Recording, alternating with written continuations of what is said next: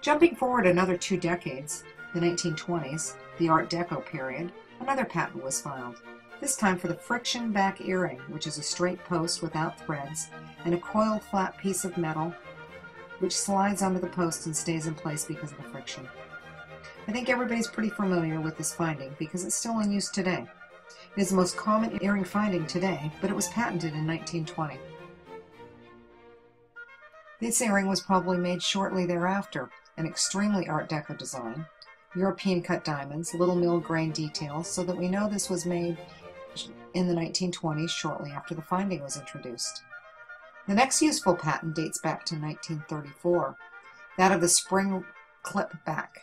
Earrings started to get a little larger again and a little heavier, so they couldn't be suspended from a small post such as on the friction back finding. The new patent's finding didn't require the ears to be pierced and had a spring-loaded clip on it which grabs the earlobe. This last earring is 1940s retro earring, which has an interesting finding on it, an extremely well-manufactured hinge clip with an adjustable clip. The screw can be used to increase or decrease the pressure of the clip on the lobe.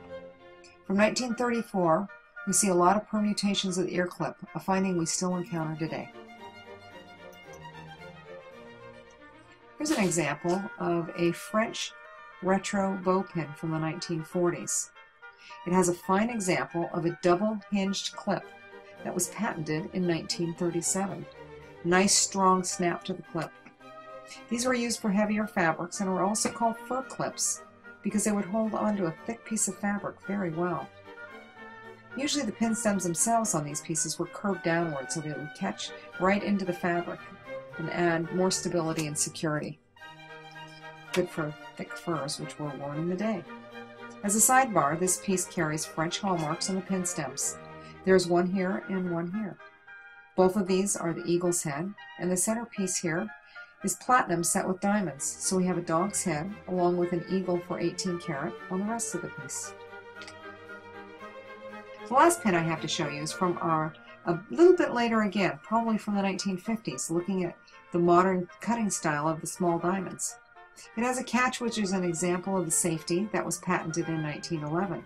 This one rolls forward and latches the pin and rolls back to release the pin, a catch we're all familiar with because it's still in use today.